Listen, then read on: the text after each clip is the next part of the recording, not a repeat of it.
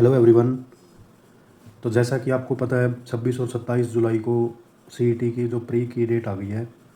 तो हमारा जो अभी चला हुआ था प्रीवियस ईयर क्वेश्चंस वाली सीरीज़ मैथ्स और इंग्लिश की, तो वो हमें पॉज करनी पड़ेगी क्योंकि मेरे को लग रहा था कि पेपर अगस्त के एंड तक लेंगे ये, पर इन्होंने अभी जैसे बम फोड़ दिया एकदम से।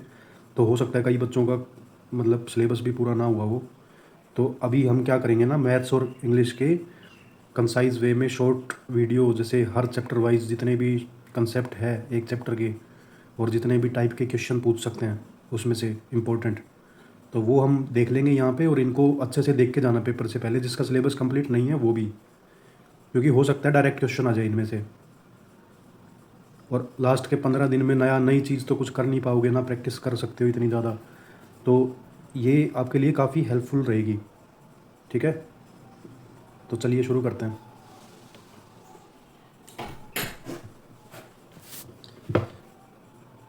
तो परसेंटेज से शुरू करेंगे हम, ठीक है, अर्थमेटिक मैथ्स में। तो ये है मोस्ट इम्पॉर्टेंट टॉपिक होता है परसेंटेज वाला पूरे अर्थमेटिक मैथ्स का। ठीक है, तो परसेंटेज क्या होता है? परसेंटेज अगर बेसिक से देखें हम,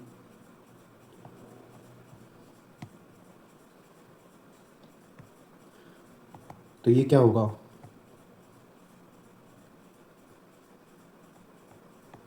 obtained value upon total value into 100। इसका क्या मतलब हुआ? मान लो क्लास 10th में कोई बच्चा है, उसके नंबर आए 450, कितने में से? Out of 500। तो अगर हम उससे पूछेंगे कि भाई तेरे कितने परसेंट नंबर आए, तो वो क्या करेगा कि मेरे को मिले 450 नंबर, कितने में से? 500 में से, गुना में 100। तो इससे ये कटेगा तो बोलेगा मेरे 90% मार्क्स आए हैं। ऐसे ही अगर एक और एग्जांपल लेके के देखें, क्लास है उसमें 20 लड़के हैं और 30 लड़कियां हैं। ठीक है, अब बोलो उसको कि हम पूछने लग जाएं किसी से कि भाई बताओ क्लास में कितने लड़के हैं। तो मैंने क्या कहा, जिस चीज़ के लिए पूछा है उसकी वैल्यू, ऑब्टेन्ड वैल्यू का मतलब हो गया कि लड़के कितने हैं 20, और अपॉन में टोटल, तो क्लास में टोटल बच्चे कितने हो गए? 30 + 20 50, और मल्टीप्लाई बाई 100, तो ये हो गया 2 से।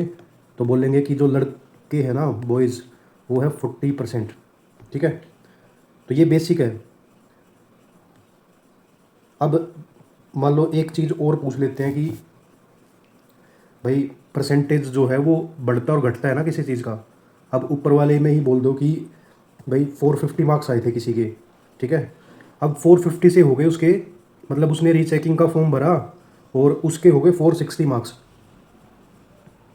ठीक है, तो फिर हमने पूछा कि कितने परसेंट मार्क्स बढ़े, तो देखेंगे कितने पहले थे ना। अभी या तो देखो ऐसे करो कि कितने बढ़े? 10 बढ़ गए कितने से? 450 से बढ़े ना, गुना 100। हम 500 में से नहीं बोल रहे कि कितने परसेंट बढ़े हैं, ये बोल 450 से अगर किसी के मार्क्स 460 हो गए, तो मैंने कहा कि कितने परसेंट मार्क्स बढ़ गए, तो 10 बढ़े हैं, कितने से बढ़े हैं? वो बढ़े हैं 450 से। तो इससे करेंगे इसको 5 से 9 पे और 5 से 20 पे, तो 20/9% जो है वो मार्क्स बढ़ गए। इसका मतलब क्या हुआ? परसेंटेज इंक्रीज या फिर डिक्रीज अगर हमें निकालना है तो इसका करेंगे कि कितना बड़ा अपॉन कहाँ से। अब जैसे मैं बोल दूँ 100 है, 100 का 120 हो गया, तो बताओ परसेंटेज इंक्रीज कितना है? तो परसेंटेज इंक्रीज से क्या मतलब हुआ कि बढ़ा है ना, 100 से 120 पे जाओगे तो कितना बढ़ा है? 20। और कहाँ से बढ़ा है? मतलब कि 100 से बढ़ा है ना, तो अपॉन 100 इंटू 100, तो 100 से 100 कट गया, तो 20% इंक्रीज हो गया। अब यहीं पे अगर मान लो ये होता है 120 और 120 से आ जाता है ये 100 पे, उल्टा हो जाता।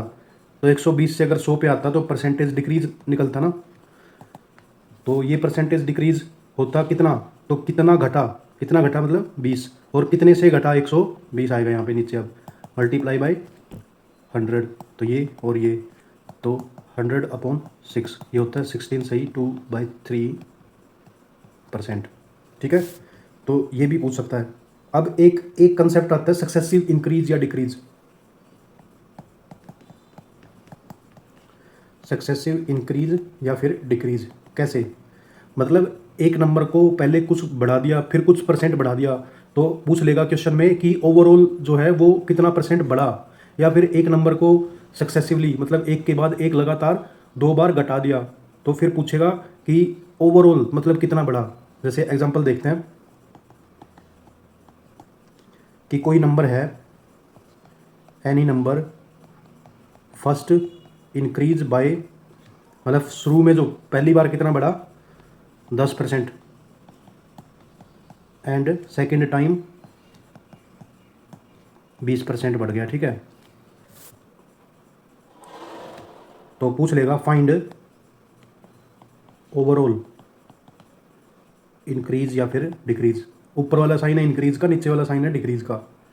तो कैसा क्वेश्चन आएगा कि कोई नंबर दे देगा। अब देखो अगर इसको बेसिक से करते हैं ना, तो नंबर को मानना 100 मानेंगे। अब इसको 10% से बढ़ाएंगे, मतलब +10% करेंगे इसमें, तो 100 का 10% कितना होता है 10, तो कितना हो जाएगा 110। और अब इसको अगर 20% बढ़ाएंगे तो 20% बढ़ेगा, तो 110 में 110 का 20% कितना होता है 5, 1/5, 5 टू जा और 5 टू जा, तो ये हो जाएगा 110 प्लस में 22, 132। अगर हमें ओवरऑल इंक्रीज निकालना है इसका, तो 100 से कितना हो गया ओवरऑल लास्ट में 132, तो कितना बढ़ा 32%, सॉरी मतलब 32 बढ़ गया ना, कितने से बढ़ा, ये ध्यान रखना कितने से कहाँ जाना है हमें, ये कई बच्चे कंफ्यूज रहते हैं इस बात में। और मल्टीप्लाई बाय 100, अगर इसको ऐसे काटेंगे तो कितना ओवरऑल, अगर परसेंटेज इंक्रीज या डिक्रीज निकालेंगे तो ये 32% ओवरऑल इंक्रीज हो जाएगा। अब ये तो हो गया बेसिक से भाई 100 मान के कर लिया। अब मेथड अगर दूसरा देखेंगे इसका, मेथड 2, तो उसमें अगर ऐसे सक्सेसिवली दे रखा है दो चीज़, तो इसका एक फॉर्मूला होता है x + y + xy/100। X Y क्या है यहाँ पे, ये परसेंटेज इंक्रीज और डिक्रीज है। अगर x की वैल्यू हम मान लेंगे 10% और y की वैल्यू मान लेंगे 20%, अगर ये डिक्रीज होता तो ये माइनस लग जाता है इसके आगे। ठीक है, आगे करेंगे एक एग्जांपल और इसका। तो अगर इसको डायरेक्ट देखेंगे 10 + 20 + 10 × 20/100, तो ये आएगा 20 और 10 तो 30 हो जाएगा, प्लस ये बन गया 200/100 तो 2, तो ये यहाँ से डायरेक्ट निकल जाता है 32% इंक्रीज। ठीक है, मान लो नेगेटिव होता, जैसे एक एग्जांपल नेगेटिव का भी लेके देखते हैं। हम बोल देंगे पहले बढ़ा 20% शुरू में और उसके बाद घट गया 10%, तो फाइंड ओवरऑल परसेंटेज इंक्रीज और डिक्रीज। ठीक है, तो ये आया। अभी फॉर्मूला देखो, 20 तो प्लस का आएगा, घटा है तो माइनस, मतलब प्लस लगा के और -10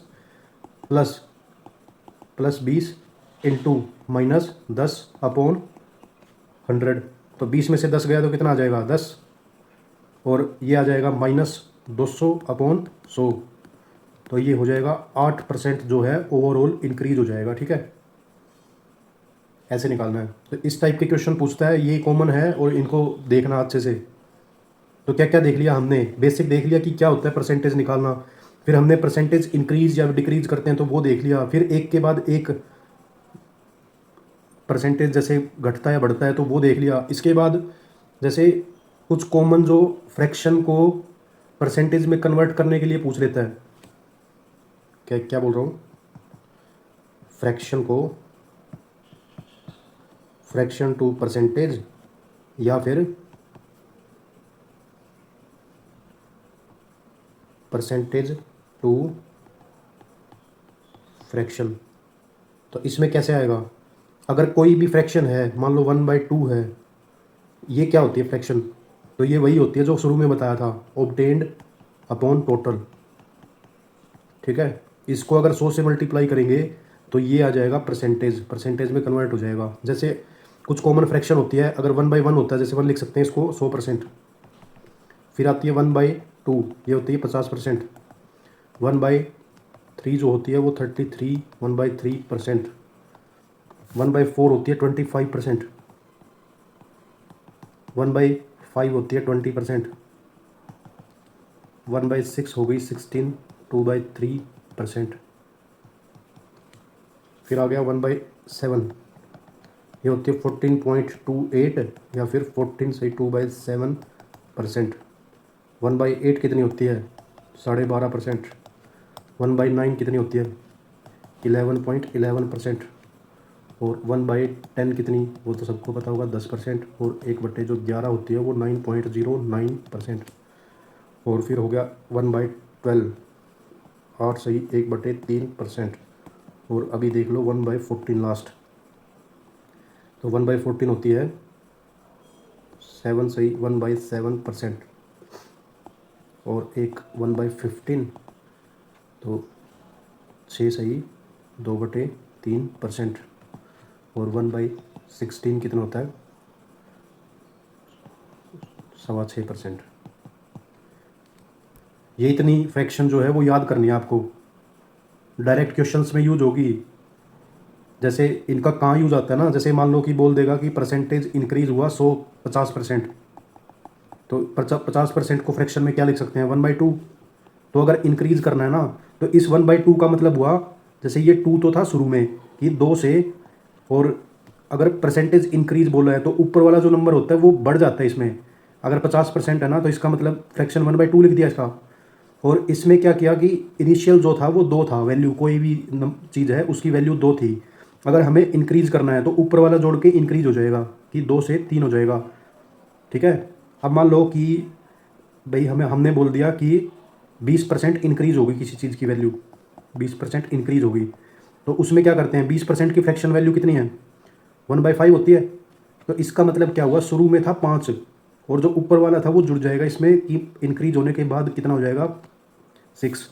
तो अगर इसका परसेंटेज निकालोगे तो कितना बढ़ा? 1, 5 से 6, और कितने से बढ़ा? नीचे 5 मल्टीप्लाई बाई 100, तो ये 20% आ जाएगा। ठीक है, ऐसे करना है। तो ये फ्रैक्शंस अगर याद होगी ना तो काफ़ी, जैसे अगर हमें बोल दे कि कोई नंबर है 11.11% बढ़ गया, तो अगर ये परसेंटेज में करोगे ना तो काफ़ी ट्रिकी हो जाएगा। पर हमें पता है जैसे 11.11 जो है वो 1/9 होता है, तो हमें पता लग गया कि अगर बड़ा है तो 9 से ऊपर वाला एक ऐड कर देंगे 10 हो जाएगा। अगर हमें बोलेगा 1/9 और ये 11 पॉइंट मतलब डिक्रीज हुआ 11.11, तो हमें करना है 9 से कितना हो जाएगा? 8। ठीक है, एक घटा देंगे फिर नीचे वाले में से अगर डिक्रीज होगा तो। और ये आगे जैसे क्वेश्चंस में यूज़ करूँगा ना तब अब इसकी इंपॉर्टेंस आपको पता लगेगी। ठीक है, तो ये वाली जो टेबल है ये ध्यान रखना थोड़ा, काफ़ी काम की चीज़ है ये। आगे डिस्काउंट और ये वाले चैप्टर है ना आपके प्रॉफिट लॉस, उसमें भी बड़ा काम आता है। ठीक है, अब करते हैं। अब जैसे एक एक कंसेप्ट और होता है इसमें, जैसे इक्वेशन बनती है फिर क्वेश्चन में, इक्वेशन एक बनेगी प्लस वाली और एक बनेगी मल्टीप्लिकेशन वाली। कैसे? कि जो क्वेश्चन में जो टोटल की वैल्यू है ना, दो चीज़ के सम पे डिपेंड करती है, वो होगी प्लस वाली। जैसे अगर इसका एग्जांपल देखें हम, तो हमें पता है कि जैसे इनकम होती है, कोई भी कमाई जो करते हैं हम, और वो इक्वल होती है एक्सपेंडिचर, एक्सपेंडिचर प्लस इसके सेविंग। तो कैसे, क्या बोल रहा हूँ मैं? ये हो गई कमाई, ये हो गया खर्चा, और ये हो गई बचत। ठीक है, तो हमें पता है ना जितनी हम कमाई करते हैं, मान लो हमने 100 रुपये कमाए और हमने अगर 40 रुपये खर्च कर दिए, तो सिंपल सी बात है ना कि जो जो बचे अपनी जेब में वो 60 आएंगे। तो यहाँ पे जो इक्वेशन बनेगी, इसी टाइप के क्वेश्चन आते हैं कि इनकम एक्सपेंडिचर सेविंग। तो हमें ये पता होना चाहिए कि जैसे अब हमें पता है कि अगर एक्सपेंडिचर को सेविंग में ऐड करेंगे तो वो क्या बनती है चीज़ ये कॉमन, पर इसको बहुत ज़्यादा मतलब हुआ बना देते हैं बच्चे। तो इसको देखो, कॉमन चीज़ में देखो, यहाँ पे इनकम है 100 रुपये, तो ये बेसिक चीज़ है। अब दूसरा जैसे मैं मल्टीप्लिकेशन वाला बता रहा था, तो ये जैसे घर पे खर्चा होता है, घर खर्च, भाई महीने का हमें राशन पानी तो चाहिए ना। तो मान लो हमने चीनी खरीदी, तो चीनी लेके आए हम 10 किलो, और चीनी का रेट है 40 रुपये पर केजी। ठीक है, तो अगर हमें बोले कि घर खर्च बताओ कितना लगा चीनी में, मतलब खर्चा कितना हुआ महीने का, तो क्या करेंगे कि ये केजी जितना भी अमाउंट है, मतलब अमाउंट मल्टीप्लाई बाई रेट, तो ये हो गया 10 मल्टीप्लाई बाई रेट कितना हो गया 40, तो ये 400। तो दो टाइप के क्वेश्चंस आएंगे जिसमें इक्वेशन बनेगी, एक में तो प्लस वाली और एक में बनेगी मल्टीप्लिकेशन वाली, घर खर्च वाली, ठीक है, सही बोल रहा हूँ ना। तो इनको कैसे करते हैं, इनमें कैसे क्वेश्चन आएंगे, इनमें बोलेगा कि अगर खर्चा है ना 10% बढ़ा दिया और उसकी कमाई 20% बढ़ गई, तो बताओ कि सेविंग में कितने परसेंट की इंक्रीज या डिक्रीज आता है। ठीक है, चलो करते हैं इसको। एग्जाम्पल जो है पहले का देखते हैं कि इनकम जो है, इनकम इंक्रीज जो है वो 20% और एक्सपेंडिचर खर्चा इंक्रीज जो है वो 10%, तो सेविंग बताओ। भाई ऐसा ही बोलेगा डायरेक्ट, ठीक है। तो इसमें क्या हुआ, और इसमें इनिशियल वैल्यू भी दी रहती है, ठीक है। अभी जैसे क्वेश्चन लेते हैं, जैसे इनकम थी 100 रुपये, एक्सपेंडिचर वही ऊपर वाले ले लेते हैं 40 रुपये था, करता था पहले खर्चा, और सेविंग हम निकाल सकते हैं 60 रुपये। तो अभी पहले हमें क्या देखना है कि ये प्लस पे डिपेंड करता है ना, प्लस वाला फॉर्मूला आएगा यहाँ पे कि भाई इनकम जो है शॉर्ट में लिख लेते हैं एक्सपेंडिचर प्लस सेविंग। तो इनकम थी शुरू में 100 रुपये, अब एक्सपेंडिचर था 40 रुपये और सेविंग थी 60 रुपये। अब जैसे जैसे बोल रहा है कि इनकम जो है वो 20% से बढ़ गई, तो 100 का 20% कितना होगा 120। एक्सपेंडिचर जो खर्चा है वो 10% बढ़ा, तो 40 का 10% बढ़ा कितना 4 रुपये, तो ये 44 रुपये हो गया। तो अब बोल रहा है कि जो सेविंग है वो कितनी परसेंट बढ़ेगी। तो हमें पता है कि अगर 120 रुपये कमा रहा है, ये पुराना वाला था ये नया है, तो अगर 120 रुपये कमा रहा है वो, अगर 44 रुपये उसने खर्च कर दिए, तो 44 में कितना 56 और 20 76, ठीक है ना, 76 ही तो बचे। तो अब बोलेगा कि सेविंग कितने परसेंट बढ़ी, तो सेविंग का देखेंगे हम टोटल अब इसका, तो 60 से कितनी होगी 76, तो कितनी बढ़ गई 16 बढ़ गई, और कहाँ से बढ़ी 60 से बढ़ी है ना, और मल्टीप्लाई बाई 100, तो 2 से 5 पे कट जाएगा, 2 से 3 पे कट जाएगा, तो 80/3 जो है परसेंटेज इंक्रीज आ जाएगा सेविंग में, ठीक है। या इसको फ्रैक्शन से भी कर सकते हैं, ठीक है। जैसे कैसे बोल रहा हूँ, ये आया income equal to expenditure plus saving. तो अगर ऊपर वाले की फ्रैक्शन ले लेंगे तो कट रहा है ये 0 0 तो कट जाएगी, और अगर हम 2 से काटेंगे इसको 5 आ जाएगा, ये 2 आ जाएगा और ये 3 आ जाएगा। और ये बड़ी जैसे कितना इनकम जो है, अगर हमें वैल्यू नहीं निकालनी तो ये डायरेक्ट भी कर सकते हैं, अगर परसेंटेज चेंज निकालना है ना, तो ये बड़ी 20%, 20% प्लस, और एक्सपेंडिचर जो है वो बड़ा कितना 10%, और ये हमें निकालना है कि ये कितना बढ़ेगा, ठीक है। तो इसको लिख दो 20 और 5 को मल्टीप्लाई करोगे तो 100 इज इक्वल्स टू 10 गुना 2 20 प्लस 3x, ठीक है। अब ये वैसे ही आ जाएगा 20 इधर 80 और अपॉन 3%, ऐसे भी कर सकते हैं डायरेक्ट।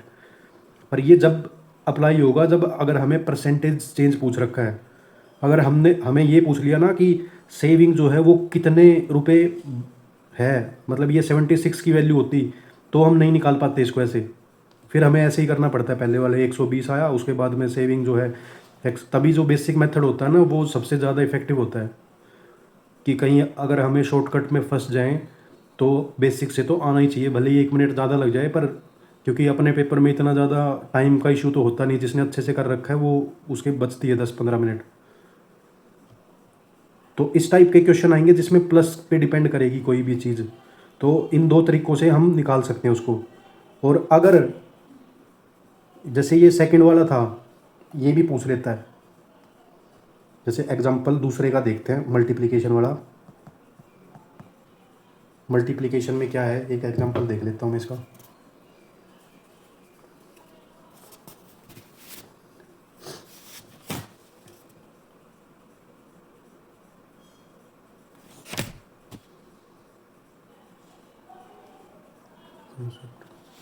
जैसे कोई भी चीज़ है, मल्टीप्लिकेशन में क्या बताया था मैंने कि कोई चीज़ है, जैसे ए कोई चीज़ है, वो बी और सी की मल्टीप्लाई पे डिपेंड करती है। जैसे यहाँ पे बताया था ना, घर खर्च वाला क्वेश्चन की 10 गुना 40 करेंगे तो टोटल खर्चा आएगा। तो क्वेश्चन में ऐसे ही बोलेगा कि ऐसे है, ये 100 रुपये है, ये 10 रुपये है और ये 10 रुपये है, ठीक है। शुरू में ओल्ड वाला करना पहले की तरह है। अब बी को मान लो कि रेट, और सी जो है वो कितना, क्वांटिटी, और ये हो गया एक्सपेंडिचर, खर्चा, ठीक है। तो हमने मान लिया शुरू में कि ऐसे ऐसे था। फिर क्वेश्चन में देगा कि जो रेट है ना, रेट जो है बढ़ गया 10% और क्वांटिटी जो है वो बढ़ गई 20%, 20% इंक्रीज। तो बताओ find percentage increase in expenditure, खर्चे में जो है वो बढ़ोतरी जो है कितनी हुई। तो देखो बेसिक से कैसे करेंगे। जैसे 10 था ही ना, तो 10 में क्या है, रेट, तो रेट कितना बढ़ा, 10%। तो 10%, 10 का 10% कितना होता है, 1। तो मतलब 10 से जो है वो नया रेट जो है वो 11 आ गया, ठीक है। मल्टीप्लाई बाई 10, क्वांटिटी में कितना जो है इंक्रीज हुआ, वो 20% है। तो 10 का जो 20% होता है वो 2, मतलब जो नई क्वांटिटी खरीद रहा है वो पहले 10 नंबर खरीद रहा था, अब 12 खरीदेगा, ठीक है। तो नया खर्चा आ गया, नया खर्चा कितना आ जाएगा, 11 दूनी 22 और 11 और 2 13, मतलब 100 से 132 हो गया खर्चा। तो क्या पूछ रहा है, परसेंटेज इंक्रीज इन एक्सपेंडिचर। तो 100 से 132, 32 का इंक्रीज हुआ कितने से, 100 से, मल्टीप्लाई बाई 100। तो ओवरऑल जो खर्चा आया वो 32% हो गया, ठीक है। ऐसे करना है। अगर डायरेक्ट फॉर्मूला लगाएंगे इसमें तो पिछला ही लगेगा वो सक्सेसिव वाला, क्योंकि जब भी मल्टीप्लिकेशन में कोई इंक्रीज या डिक्रीज होता है ना, तो हम सक्सेसिव का फॉर्मूला यूज़ कर सकते हैं। तो मेथड 2 में क्या करेंगे, सक्सेसिव का फॉर्मूला यूज़ करेंगे।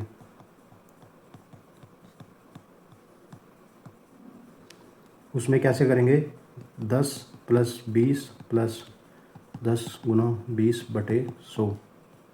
तो 20 और 10 30 और 2 32%। अब है ना, ये कंसेप्ट है परसेंटेज में। अब इसमें क्या पूछ लेगा, मतलब जितना भी बेसिक था ऑलमोस्ट मैंने करवा दिया है। अब इसमें क्या करेगा, अब मान लो इस यहाँ पे क्या दे दिया कि ये क्वांटिटी में इंक्रीज दे दिया और रेट में इंक्रीज दे दिया। हो सकता है कुछ नया क्वेश्चन फ्रेम करेगा तो एक्सपेंडिचर में इंक्रीज दे देगा, रेट में को छोड़ देगा और क्वांटिटी का दे देगा। तो चीज़ तो सेम ही है ना, क्या बोल रहा हूँ, कैसे कि 100 10 × 10। अब बोल दिया एक्सपेंडिचर जो है वो 32% से बढ़ गया, तो हमने एक्सपेंडिचर बढ़ा देना, ठीक है, 32, और रेट बोल दिया कि 10% से बढ़ा, तो 10 × 11, ठीक है, 10 से 11 हो गया ना। और अब पूछ लेगा कि एक्सपेंड जो क्वांटिटी है वो कितने % से इंक्रीज होगी। इससे ज़्यादा तो नहीं घुमा सकता ना क्वेश्चन को। तो 10 से जब 11 होगी, या इसका नहीं पता हमें कितनी होगी ये बाद में, तो ये 11 और x की जो मल्टीप्लिकेशन है वो 132 आ जाएगी, इतना पता है हमें। तो x की अगर वैल्यू निकालनी है तो 11 एकम 11, 11 दूनी 22, मतलब जो x है ना वो 12 बन जाएगा, ठीक है। तो अब हम यहाँ पे निकाल सकते हैं ना कि कितने % जो है वो क्वांटिटी में इंक्रीज आया। 10 से 12 हो गई, कितना बढ़ा, 2, और कितने से बढ़ा, 10 से, गुना 100। तो ये 10, तो ये हो गया 20% जो है वो इंक्रीज आ गया, ठीक है। ऐसे करना है। अब वैसे ही प्लस वाले में लगेगा फॉर्मूला। तो इनसे ज़्यादा कोई कंसेप्ट नहीं है, यही परसेंटेज इंक्रीज डिक्रीज यही सब पूछेगा। अगर इतना करके जाओगे पेपर में तो मेरी गट फीलिंग है, मतलब जो अच्छे से करके जाएगा वो क्वेश्चन छोड़ के नहीं आएगा परसेंटेज का। अब कुछ स्पेसिफिक क्वेश्चंस होते हैं इसमें, वो देख लेते हैं, ठीक है। कंसेप्ट इतना ही है, इससे ज़्यादा नहीं आएगा। जैसे क्वेश्चन है, क्वेश्चन करेगा, एक टाइप का क्वेश्चन आता है कि भाई अगर चीनी का रेट है, मान लो कोई बंदा गया मार्केट में, तो वो चीनी खरीदने गया, तो चीनी का जो रेट है उसको जाके पता लगा कि 20% जो है वो कम है। अब मैं बोल दूं कि मैं पिछली बार चीनी लेके आया था तब वो 40 रुपये केजी थी, पर जाके पता लगा कि 20% जो रेट है उसका कम है। मतलब 40 का 20% कितना हो गया, 8 रुपये। मतलब आज जो चीनी का रेट है वो 32 रुपये पर केजी है। तो क्वेश्चन में पूछता है कि जब उसको पता लगा कि रेट कम है तो 160 रुपये की चीनी लेने गया था वो, पर 160 रुपये में ना उसको 4 केजी जो चीनी है वो कम मिल गई, सॉरी ज़्यादा मिल गई। भाई 100 जब रेट कम होगा तो सेम रुपए में चीनी जो है वो ज़्यादा ही मिलेगी ना, तो 4 केजी ज़्यादा मिलेगी। तो ओरिजिनल जो रेट पूछ लेगा या फिर नया रेट पूछ लेगा चीनी का। कैसे? रिडक्शन इन प्राइस लिख देते हैं, ठीक है। Reduction in price 20%। और रुपी कितने थे उसके पास, 160। और एक्स्ट्रा चीनी खरीद पाया इन 160 से, एक्स्ट्रा जो शुगर थी वो 4 केजी। तो ओरिजिनल प्राइस बताओ कितना था चीनी का। समझ गए ना क्वेश्चन?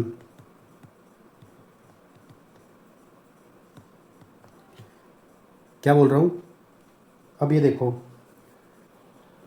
जैसे मेथड 1 बेसिक से, अब चीनी का रेट जैसे ये प्राइस बोल रहा है तो 20% को हम क्या लिख सकते हैं, 1/5, ठीक है। इसका मतलब ये शुरू में तो ये था, पर एक कम हो गया तो बाद में कितना हो गया, 4। तो रेट एज्यूम कर लेते हैं।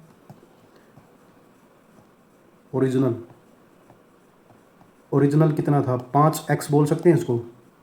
भाई शुरू में 20% कम हुआ ना तो 5, और नया जो रेट आया वो कम हो के आया, एक कम हो गया तो ये हो गया 4x। तो अब 160 रुपये थे उसके पास, अगर 4 का रेट है तो 4x का रेट है, माइनस 160 और फिर 5x का रेट है। भाई 5 का रेट ज़्यादा है तो कम चीनी मिलेगी ना, तो ये बाद में आएगा। अब ये 160 अपॉन 4x करेंगे तो क्या आएगी, क्वांटिटी आएगी ना। कैसे? मान लो कि 160 रुपये है और ये 4x की जगह 40 होता रेट, रुपये पर केजी, और ये था रुपये, तो ये केजी आता ना यहाँ पे। 4 किलो चीनी खरीदता 160 रुपये में। तो अब इसमें जो भी क्वांटिटी आई और इससे जो भी क्वांटिटी आई, इन दोनों का डिफरेंस हमें क्या दे दिया कि 4 किलो चीनी एक्स्ट्रा खरीद रहा है वो। तो 4 केजी लिख सकते हैं इसको, ठीक है। तो अब इसका एलसीएम लेंगे 20x, तो 4 5 16 800, माइनस 5 से 4 640, 700 160 upon 20x is equals to 4।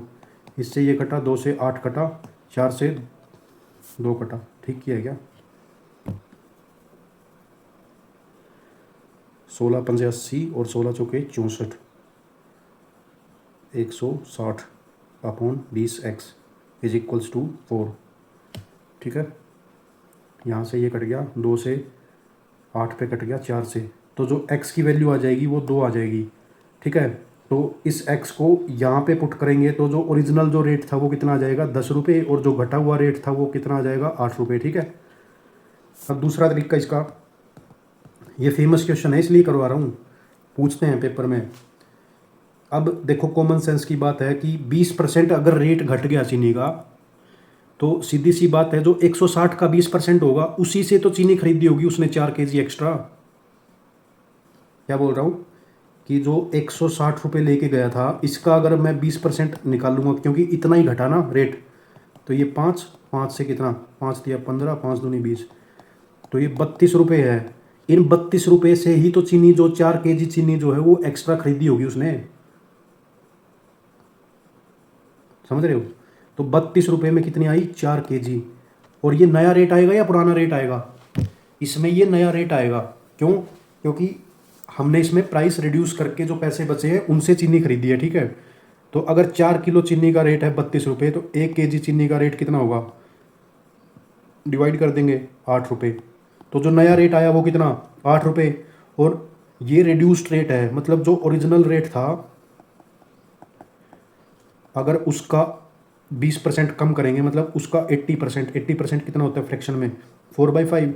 अगर ये करेंगे तो इसकी वैल्यू कितनी आएगी, 8 है। तो ओरिजिनल जो अगर निकालेंगे इसमें, तो 4 से ये कट जाएगा, तो 5 दूनी 10 रुपये पर केजी, ठीक है। तो ये क्वेश्चन पूछ सकते हैं पेपर में, बहुत ज़्यादा पॉसिबिलिटी है क्योंकि ये फेमस है, हर पेपर में देखा है मैंने। कुछ नया और देखते हैं, दूसरा दूसरा टाइप क्या पूछते हैं जो आ सकता है अपने पेपर में। अभी जैसे एक ये मल्टीप्लिकेशन वाला और देख लेते हैं क्वेश्चन। जैसे प्राइस हो गया, प्राइस क्या होता है, मतलब जो टोटल सेल होती है ना वो किसके इक्वल होती है, प्राइस जो आइटम का मल्टीप्लाई बाय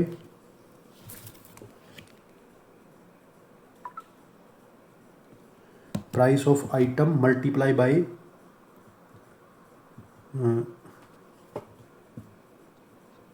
क्वांटिटी सोल्ड। भाई कोई टोटल सेल, मतलब हमें पूछा गया, किसी ने पूछा हमसे कि बताओ कितने कितने रुपए की टोटल सेल हुई, तो जितने आइटम बेचे हमने, मान लो 100 आइटम बेच दिए और एक आइटम का जो रेट था वो 100 रुपये, तो हम बोलेंगे कि 10,000 रुपये की सेल हुई, ठीक है। तो ऐसे क्वेश्चन आते हैं जिसमें इसमें क्या आ गया, मल्टीप्लिकेशन पे डिपेंड करती है टोटल की वैल्यू।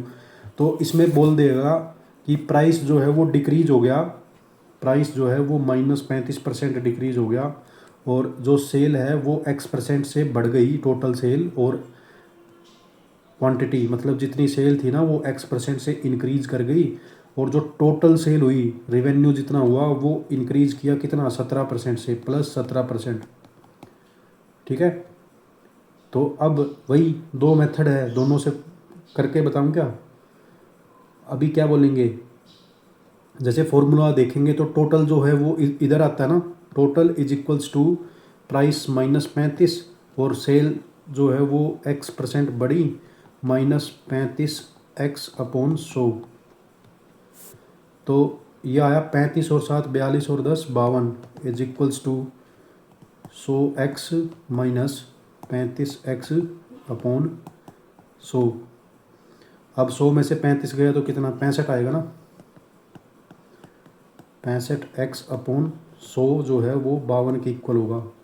13 पे कट रहा है ये, 13 चौके 52, 13 पंजे 65, 5 से ये कटेगा, 5 से आया कितना 20 पे, तो X जो है वो 80, मतलब जो क्वांटिटी है ना सोल्व करी गई वो 80% इंक्रीज होगा उसमें। तो ये है डायरेक्ट फॉर्मूला। और अगर बेसिक से करेंगे तो हम मान लेते हैं यही कि टोटल सेल जो है वो हुई 100 रुपये, और प्राइस था 10 रुपये, और क्वांटिटी भी 10 रुपये, ठीक है। तो प्राइस में डिक्रीज आया, या फिर इनको 100 मान लेते हैं, तो ये 10,000 हो गया कैलकुलेशन इजी करने के लिए। तो अगर प्राइस में 35% का डिक्रीज आया, तो प्राइस अगर 35%, 100 में से 35% कम करेंगे तो कितना, 65 आ जाएगा, और ये हमें नहीं पता। और जो ओवरऑल जो सेल थी वो 17% बढ़ जाएगी, 17% मतलब 1700, ठीक है, 11,700 हो जाएगी ये, ठीक है। अब 13 से काटेंगे इसको, 13 निम्मा 117 होता है, और 13 पंजे, और 5 से काटेंगे तो कितना, 5 एकम 5, 5 अठा 40, 180 जो है X आ जाएगा। अब अगर X 100 से 180 हो गया तो कितना बढ़ा, 80, और कितने से बढ़ा, 100 से, मल्टीप्लाई बाई 100, तो ये हो गया 80% जो है इंक्रीज, ठीक है। तो ऐसे करना है क्वेश्चन। चलो कुछ और क्वेश्चन देखते हैं जो आ सकते हैं पेपर में। जैसे पल्प और वाटर वाला जो क्वेश्चन है वो लेते हैं, एक इसका एग्जांपल देखते हैं।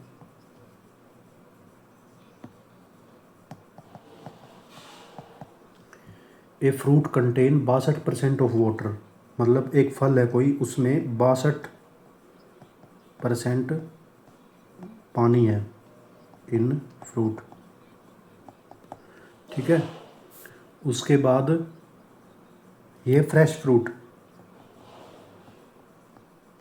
और जब ये फ्रूट है ना कई दिन के बाद छोड़ेंगे तो इसमें पानी उड़ जाएगा, तो ड्राई फ्रूट में जो है पानी की वैल्यू कितनी हो जाएगी, 24% रह जाएगी, ठीक है। ये दे रखा है क्वेश्चन में 24%। तो पूछेगा कि how much dry fruit can be obtained,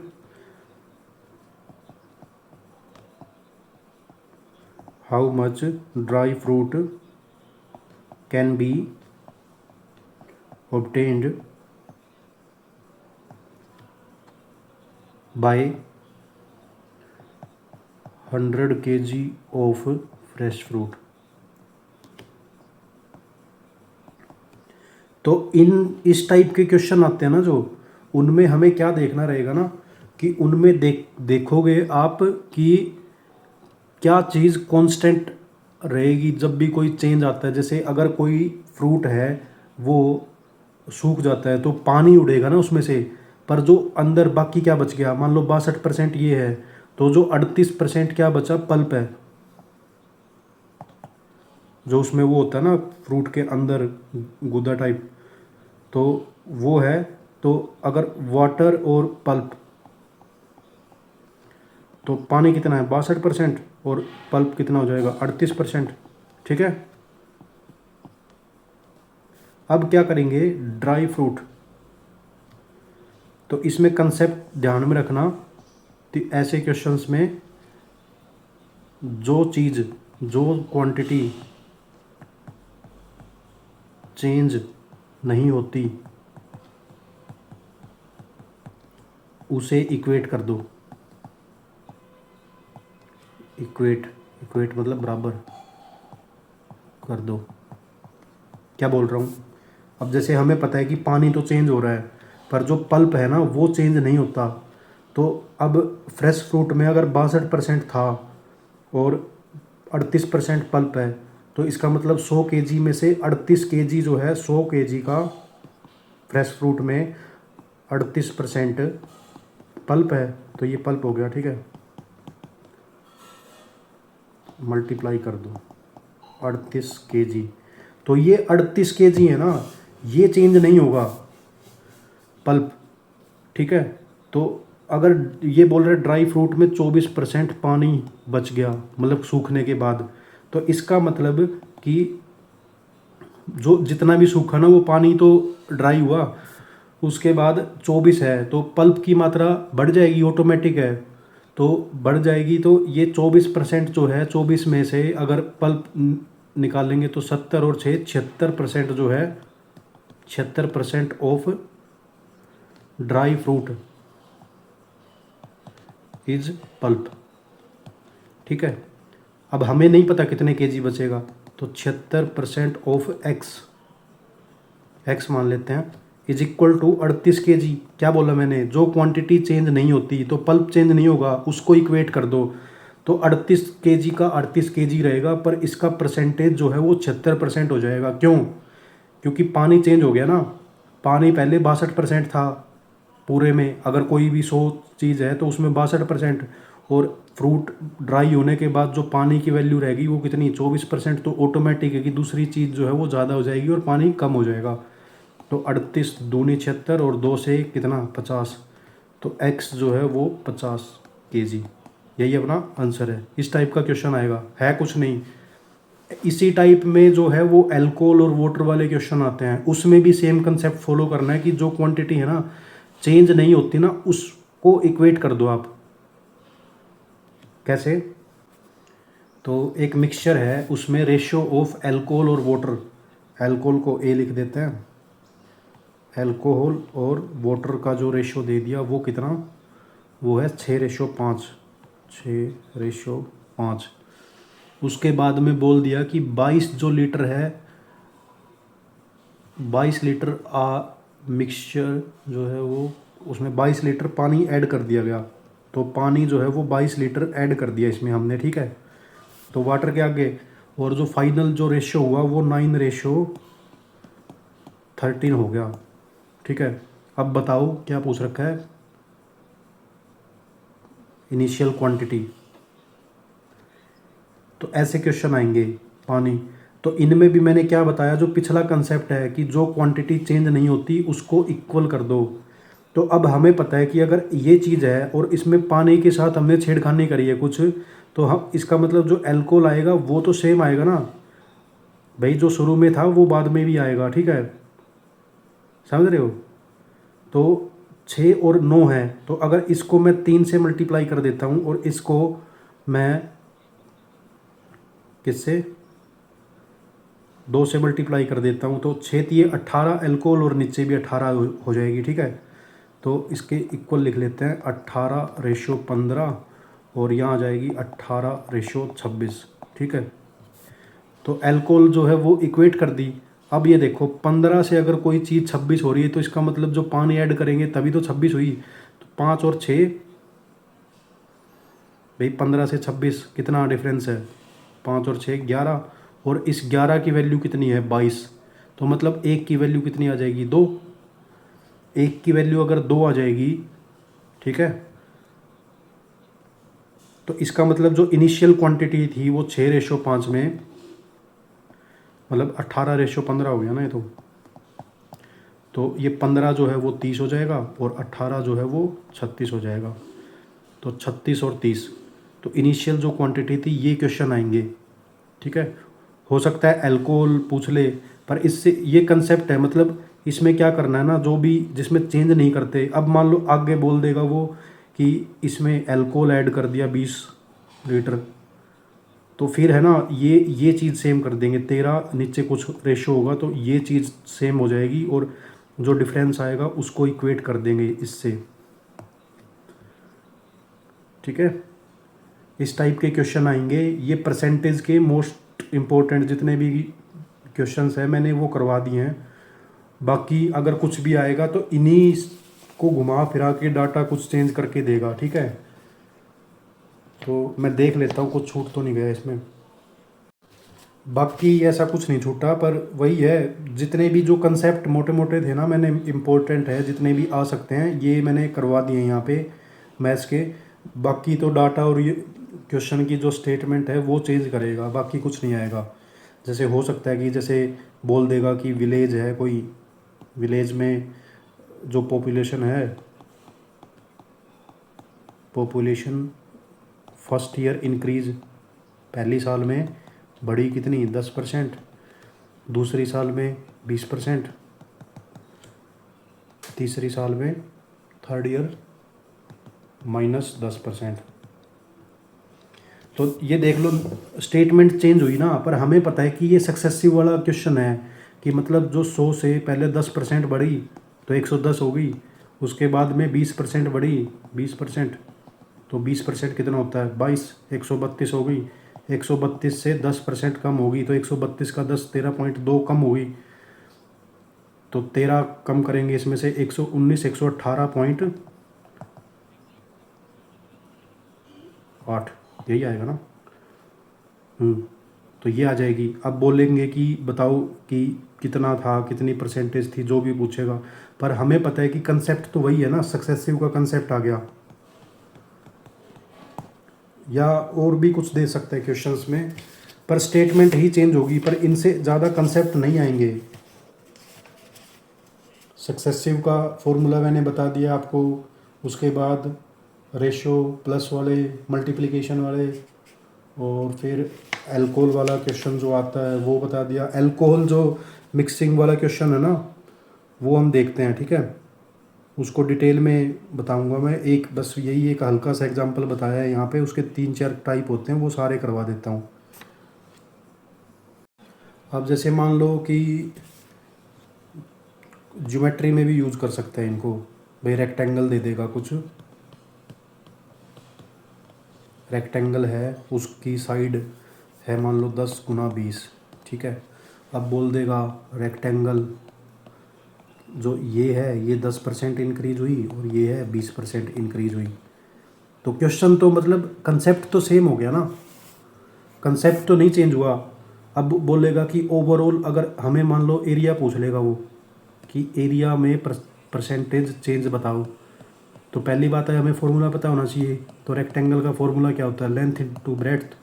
अब देखो यहाँ पे मल्टीप्लिकेशन आ गया, तो सेम मेथड है, सीधा कर सकते हैं 10 + 20 × 10 अपॉन 100, तो वही 32%।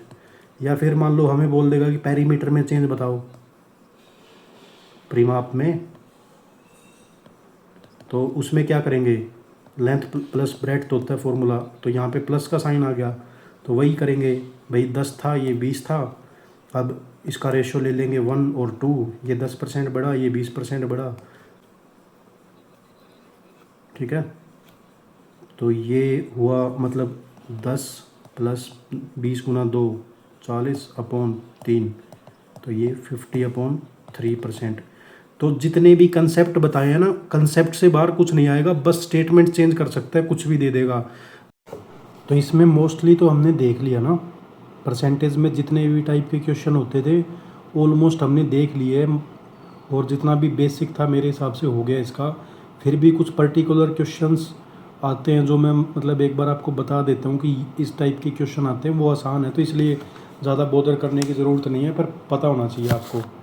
तो एक क्वेश्चन तो ये आते हैं कि जैसे मान लो कि हमने कोई नंबर है, उसमें कुछ ऐड कर दिया, जैसे बोल दिया कि 64 is added to a certain number, किसी नंबर में 64 ऐड कर दिया, देन इट बिकम्स 157 सही 1/7% of it self, find number. किसी नंबर में जब 64 ऐड किया जाए तो वो बन गया 157 सही 1/7%। ठीक है।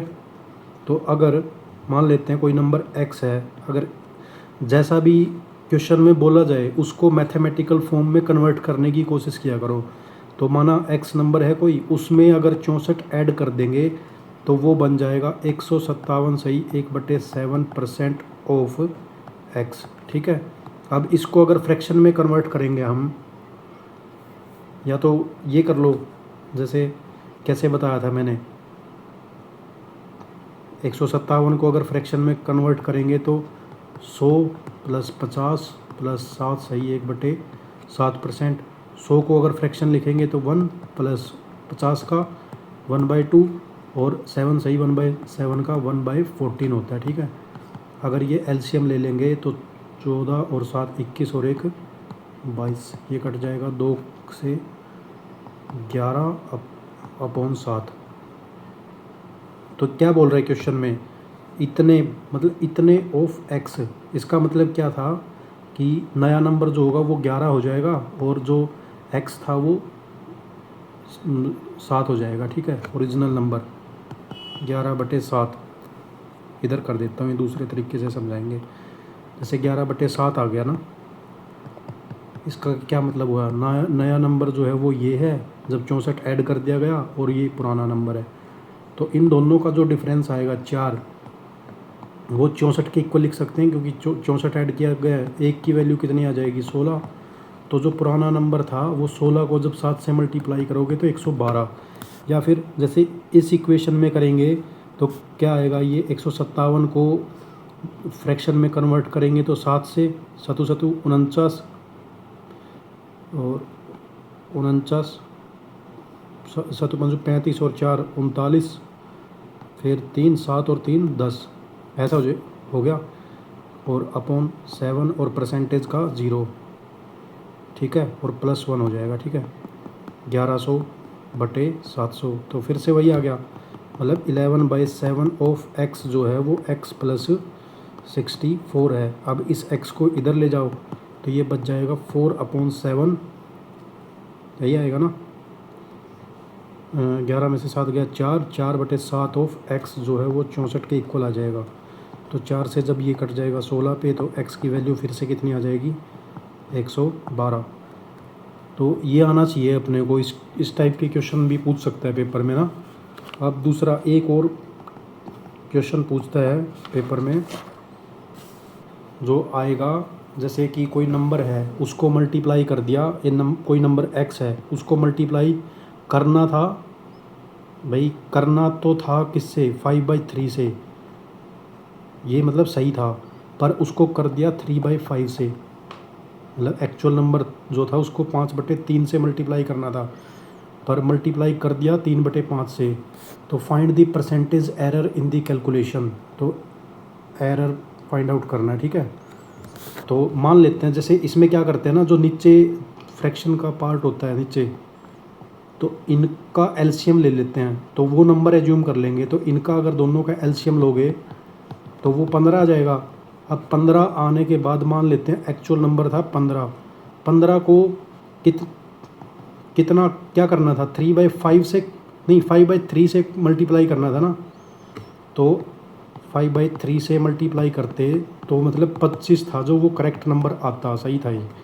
पर 15 को हमने कर दिया किससे, 3/5 से मल्टीप्लाई, 5 3 जा, तो एक्चुअल जो नंबर आया वो 9 आया, ठीक, मतलब ये आया रॉन्ग एंट्री। तो आना चाहिए था 25 और आ गया अपना 9, ठीक है।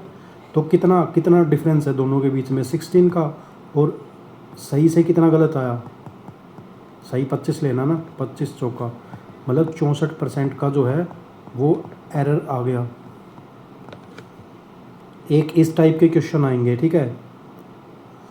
और अब मान लो एक एक टाइप के आते हैं, जैसे एक कोई चिड़िया घर है, उसमें टांग, जैसे कोई 2 टांग वाला जानवर है और कोई 4 टांग वाला जानवर है, तो वो बोलेगा कि अगर हम सिर गिनते हैं तो इतना आता है और जब हम पैर गिनते हैं तो इतना आता है। ये है वो क्वेश्चन, चलो करवाता हूँ।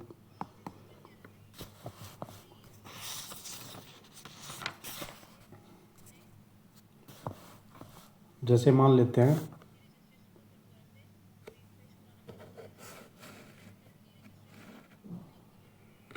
भाई, चिड़ियाघर में जू में है कौन कौन से, एक तो कबूतर पिजन, और एक है रैबिट, ठीक है।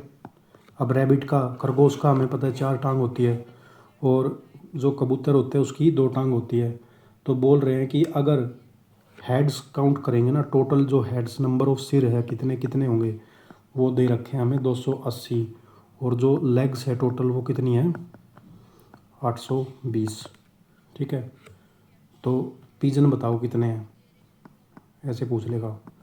तो इसमें क्या करना है, अगर बेसिक से करेंगे इसको, तो हमें पता है कि अगर 280 सिर है तो टोटल जो जानवर है वो 280 है, तो पिजन को पी मान लेते हैं, और रैबिट कितने बन जाएंगे, 280 माइनस पी, ठीक है। तो अगर लेग्स, तो पिजन की दो दो टांग होती है, तो 2 को अगर पी से मल्टीप्लाई करेंगे प्लस 280 माइनस पी, ये रैबिट हो गए, इसको 4 से मल्टीप्लाई करेंगे तो इसको 820 के इक्वल लिख सकते हैं ना भाई। टांग हो गई एक पिजन की 2 टांग, तो पी पिजन की 2 गुना पी, और 280 माइनस पी रैबिट की गुना 4 करेंगे तो 820 के इक्वल आएगा। तो इसको अगर 28 दूनी 56 दूनी 112, 1120 माइनस 820 इक्वल टू 2p आ जाएगा, ठीक है। 800 में से 800, 300, 300 अपॉन में 2, तो जो पिजन की वैल्यू आएगी वो कितनी आ जाएगी, 150, ठीक है। अगर दूसरा तरीका देखें, अगर 280 टोटल जानवर है तो 2 टांग तो सबके ही है, इंटू 2, 560। अब टोटल टांग कितनी है, 820, और 560 मतलब 2 हर जानवर की काउंट कर दी तो 560, जो बची हुई टांग होगी मतलब 600, 220, 260, 260 जो लेग्स बच गई इसमें से ना, तो ये कितनी होगी, जो एक्स्ट्रा लेग है रैबिट की 2, तो अगर इसको 2 से हम डिवाइड कर देंगे तो 130 रैबिट बोल सकते हैं हम हैं भाई। जो एक्स्ट्रा टांग आई वो 260 बच गई, और उसको अगर डिवाइड बाय 2 करते हैं तो 130 रैबिट हो गए, और एक 280 में से 150 जो है वो पिजन हो गए, ठीक है। ऐसे भी कर सकते हैं। अब और देखता हूँ मैं कौन कौन से बच गए इसमें।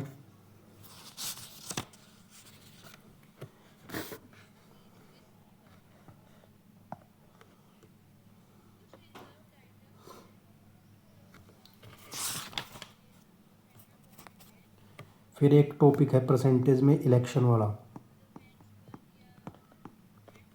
तो इलेक्शन का अगर बेसिक कंसेप्ट देखें तो क्या होता है, मान लो कोई गांव है उसमें 100 बंदे हैं, मतलब 100 वोटर है वोट डालने वाले।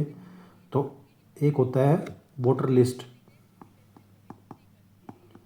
वोटर लिस्ट का मतलब होता है टोटल कितने वोट है, टोटल वोट्स। तो जैसे 100 है ना यहाँ वोटर लिस्ट में, तो टोटल वोट हो गए 100। फिर होता है एक वैलिड वोट।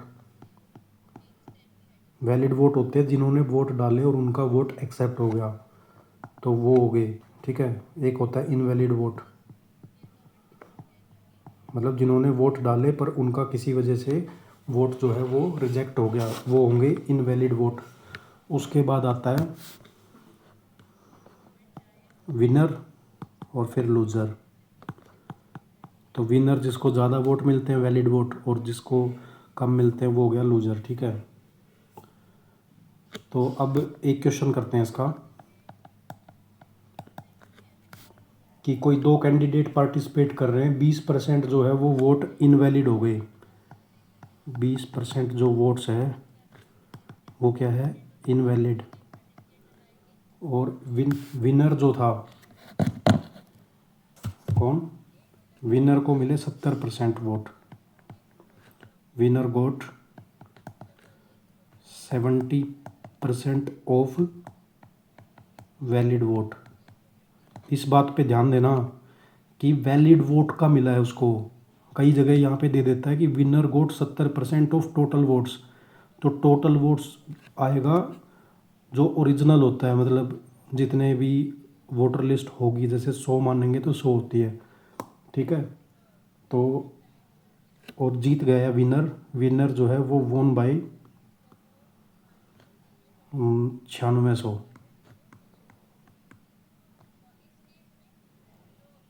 तो दो चीज़ निकालनी है इसमें, एक तो वोटिंग लिस्ट बताओ कितना है, वोटिंग लिस्ट, और दूसरा बताना है वैलिड वोट्स, ठीक है। तो इसमें कुछ नहीं करते, जैसे 100% माने ओरिजिनल वोटर लिस्ट, उसके बाद में 20% जो वोट है वो इनवैलिड हो गए, तो 80 रह गए वैलिड। भाई इनवैलिड का तो हमें क्या करना है,